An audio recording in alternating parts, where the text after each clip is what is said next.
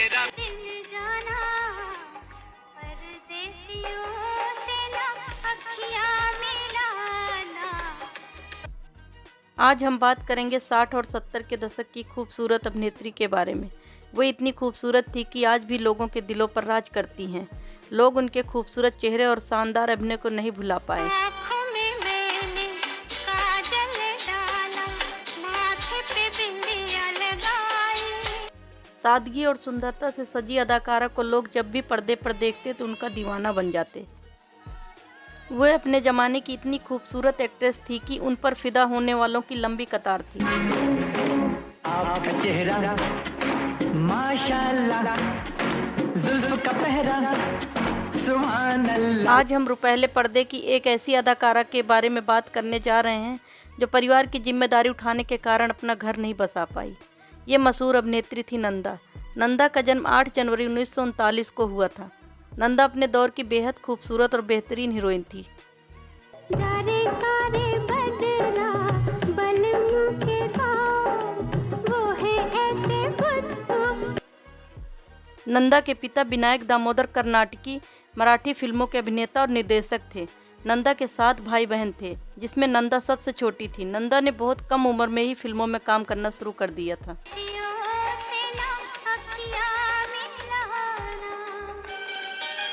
सन 1944 में जब नंदा 5 साल की थी, तभी एक दिन स्कूल से वापस आई तो उनके पिता ने कहा, चलो तुम्हें शूटिंग में जाना है और तुम्हारे बाल भी छोटे करवाने हैं। नंदा ने अपने पिता से कहा, मैं कोई शूटिंग नहीं करूंगी और ना ही अपने बाल ही कटवाऊंगी।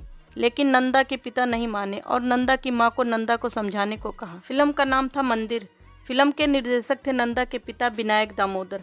लेकिन फिल्म पूरी होने से पहले ही अचानक नंदा के पिता इस दुनिया से चल बसे।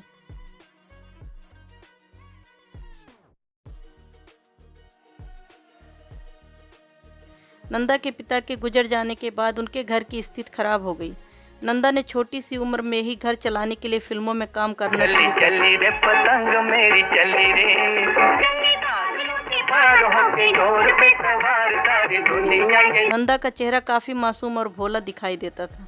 नंदा असलियत में जैसी थी वैसी ही दिखती थी। नंदा काफ़ी शर्मीली स्वभाव की थी। ये प्यारे प्यारे गीत रे। नंदा उन एक्ट्रेस में से थी जो वायदे की पक्की थी। वे अपने फैसले से कभी पीछे नहीं हटती थी। पिता के निधन के बाद उनके घर में कमाने वाला कोई नहीं था।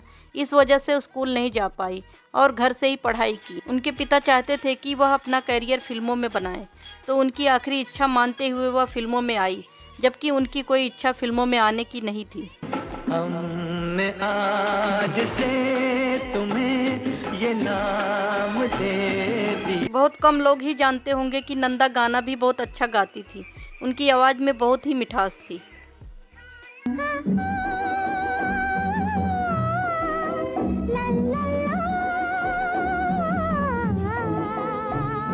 10 साल की उम्र में ही मराठी फिल्म की अभिनेत्री बन गई थी। दिनकर पाटिल की निर्देशित मराठी फिल्म कुलदेवत के लिए नंदा को पूर्व प्रधानमंत्री जवाहरलाल नेहरू ने विशेष पुरस्कार से सम्मानित किया था। हिंदी फिल्म में नंदा ने बतौर हीरोइन 1957 में अपने चाचा वी शांताराम की फिल्म तूफान और दिया में काम किया था। 1959 में नंदा ने फिल्म छोटी बहन में राजेंद्र कुमार की अंधी बहन का किरदार निभाया था। उनका अभिनय दर्शकों को बहुत पसंद आया था। मेरा भैया है दीवाना। उस दौरान लोगों ने उन्हें सैकड़ों राखियां भेजी थी, तो नंदा को कहीं न कहीं फिल्म छोटी बहन करने का खामियाजा भी भुगतना पड़ा। छोटी बहन फिल्म करने के बाद नंदा को छोटी बहन के रोल के ही ऑफर होने लगे। भैया मेरे राखी के बंधन को निभाना, भैया मेरे छोटी बहन को। नंदा के कैरियर में छोटी बहन का टैग लग गया था। नंदा को इसी रोल के लिए फिट माना जाने लगा था। यहाँ तक कि कई लोग उन्हें अपनी बहन बनाना चाहते थे और उनसे राखी बंधवाना चाहते थे। राजेंद्र कुमार के साथ नंदा की एक और फिल्म धूल का फूल रिलीज हुई और यह फिल्म सुपर हिट रही। यह फिल्म नंदा के कैरियर का टर्निंग पॉइंट रही।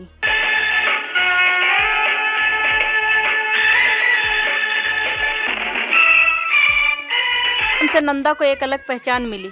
इसके बावजूद भी बहन के रोल लगातार ऑफर होते रहे। सन 1960 में एक्टर देवानंद के साथ आई फिल्म काला बाजार में नंदा ने देवानंद की बहन का रोल निभाया। नंदा ने कई फिल्में की, लेकिन सबसे ज़्यादा उनकी जोड़ी बनी एक्टर शशि कपूर के साथ, और इस जोड़ी को दर्शकों ने खूब पसंद किया। नाना करते प्यार तुम्हीं से कर बैठे ना, समा है ये प्यार का किसी के इंतजार। मिलाकर चले हैं कदम से कदम है कभी तेरा दामन ना। नंदा कभी भी नए कलाकारों के साथ काम करने से पीछे नहीं हटती थी। नंदा ने हमेशा नए कलाकारों का हौसला ही बढ़ाया। नंदा ने शशि कपूर का करियर बनाने में उनकी काफ़ी मदद की। शशि कपूर के बतौर लीड एक्टर 5 फिल्में फ्लॉप हो चुकी थी और वो एक हिट फिल्म को तरस रहे थे, और कोई एक्ट्रेस उनसे कोई भी फिल्म करने को तैयार नहीं थी। तब नंदा ने ही उनके साथ फिल्म जब जब फूल खिले की और ज़बरदस्त हिट हुई। शशि रातों रात सुपरस्टार बन गए और फिर शशि ने नंदा को अपनी फेवरेट हीरोइन ऐलान कर दिया। शशि कपूर के साथ नंदा ने 9 फिल्में की थी।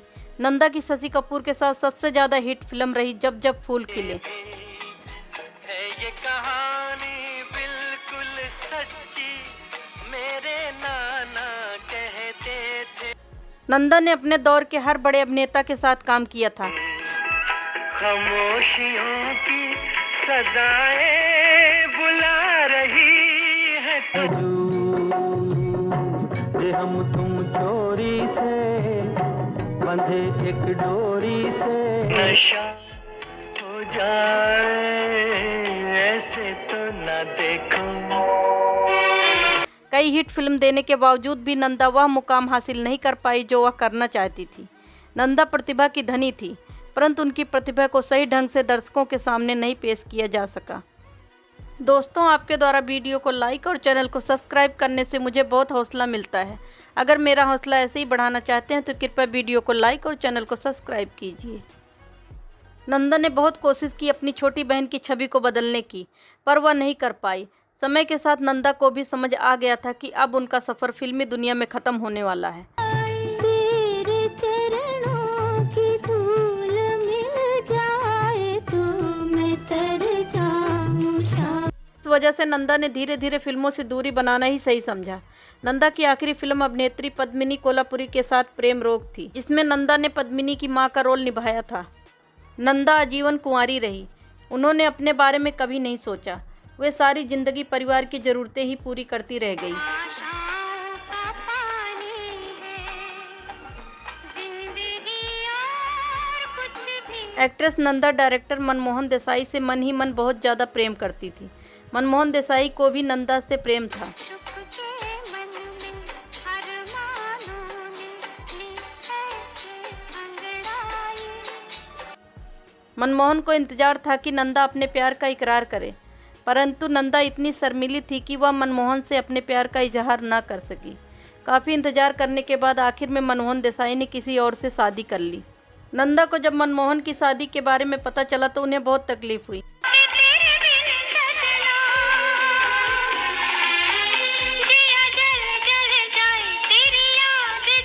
नंदा तन्हा जीवन जीती रही। फिर अचानक ही कुछ सालों बाद मनमोहन देसाई की पत्नी का निधन हो गया। मनमोहन देसाई अकेले हो गए। ऐसे में उन्हें अपने पहले प्यार नंदा की याद आई।